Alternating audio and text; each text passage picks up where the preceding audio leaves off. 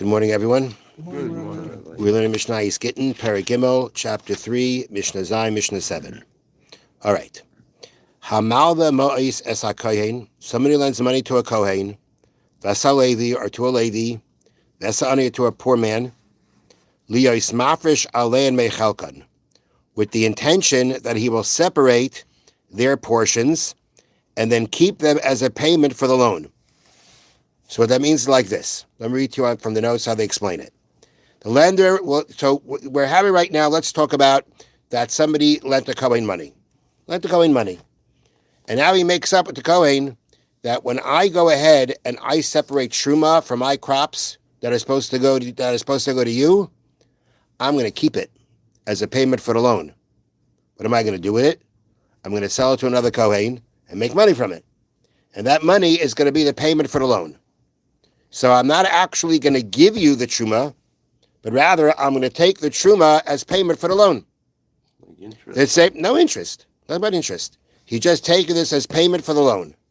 Ves ha-Levi, the same thing.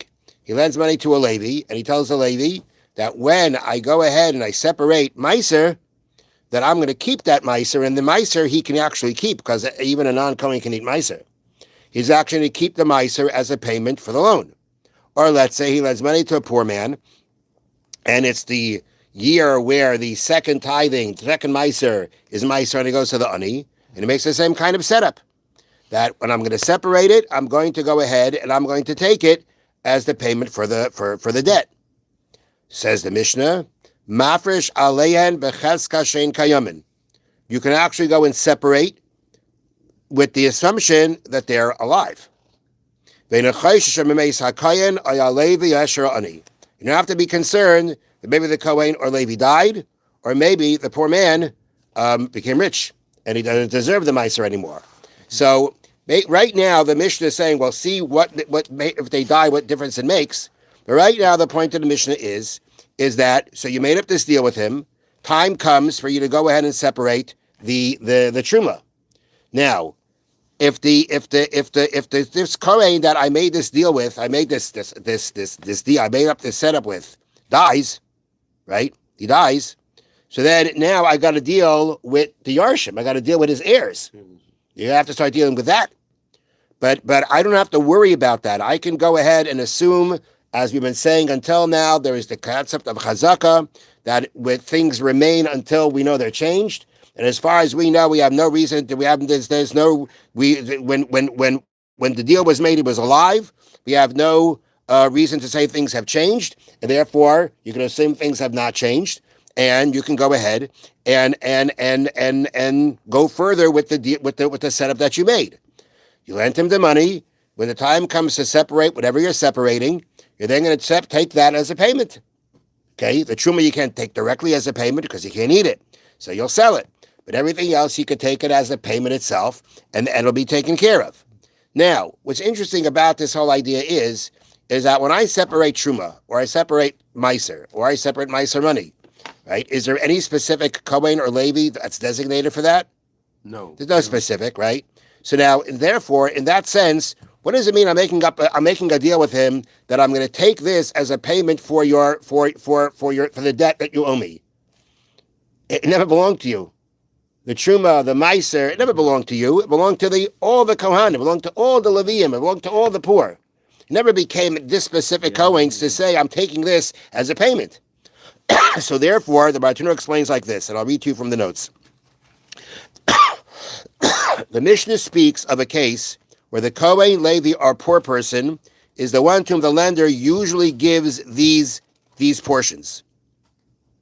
If they are not, they have no claim on these portions. They cannot assign them to the lender as payment. Okay, if I give it to you regularly, then already there's, based on this understanding, that these portions are going to belong to you, and therefore in advance we can make up that you can keep it for the debt. But if it's not that way, if let's say the case is that this is not someone that you usually give your Truma or your Meiser or Meiser Ani to, what do you got to do? You got to do like this. The lender must first have someone else acquire the portion for the borrower and then take it back from his payment for the loan. Meaning, you have to separate the Truma, you have to get someone else to acquire it for the to acquire it for the Kohen. That person will do so for that specific Kohen. That person will do so. Then you'll take it back as a payment. So this is all what you do in this case of where you can assume that the person is still alive. However, Mesu, let's say it comes out that these people died. The borrowers died. Then then you need to take permission from those who are the heirs.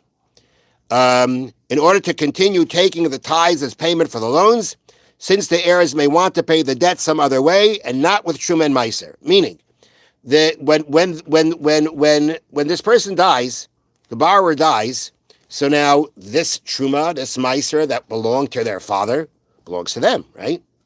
Now you want to say to them, but I made a deal with your father.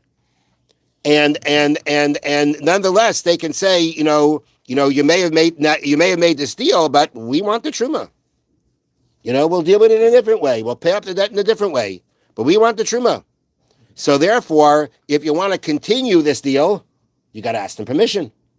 They are the heirs; it belongs to them now. You ask them permission to take this as a payment for the debt, and then it can work. But otherwise, they can say, no, we want these things. They basically don't have to listen to their father's deal, right? They go ahead and they take on the debt, but they can take on the debt now according to the way they want to. You want to take the Chumas and the Meisers as a payment? We want them. And he can't force them to, and he can't go against that. Therefore, the Mishnah says he has to have permission. Now, what's interesting here is that the mere fact that the whole discussion is the following. The way the notes say it here is the Mishnah refers to a case where the heirs must pay the dead borrower's debt. It's not that clear cut, right? That a Yerush, that an heir has to cover the debt of the father. Actually, the Bartanura explains it as karka mishubedas labal chayiv. They inherited a piece of land from the father. They had a lien on it from the lender. When that happens, then they have an obligation to pay. At the same time, they can say, we want to pay the way we want to pay. And therefore, he needs permission to be able to take what he separates as a payment for the loan. However, im hilvan b'fnei bezdin, excuse me, if let's say he had lent originally the money in front of a court, meaning in front of a court, he lent the money either to the Kohen, to the Levi, to the poor man, in front of a beis din, in front of a rabbinical court. That is where he made up this arrangement about separating and taking it for a payment. When that happens, then he need not ask permission from the heirs. And that is, I'll read it again from here, the explanation. This is because the court has the authority to require all Kohanim, Leviim, and poor people to give up their rights to these portions of Truma and Meiser in order to pay the dead man's debt. The court does this for the benefit of all, because without the guarantee of repayment in case of the borrower's death, Kohanim, Leviim, and poor people might have difficulty finding people to lend them money. Meaning this deal was a deal that made it much easier for these people to borrow money because it was easier to collect the debt. You separate what's supposed to go to them, you take the collection, you're good to go. Otherwise, you got to start dealing with them. So therefore, the beis din already had the right when the whole debt was made up to say that this deal, that this arrangement is going to continue through to the heirs. That's only if you did it in front of the beis din. If you didn't in front of the beis din, then you're going to have to ask their permission. Was that a one-time deal? Yeah, when you lent the money. Mm-hmm. That's what it says here. If the lender lent, right, these people in the presence of a court with the arrangement described above, then even if they die, you can collect it because that is what beis din has the power to say must be done. Have a wonderful day, a good tavach, Shavua Tov, and a happy and freilich Hanukkah.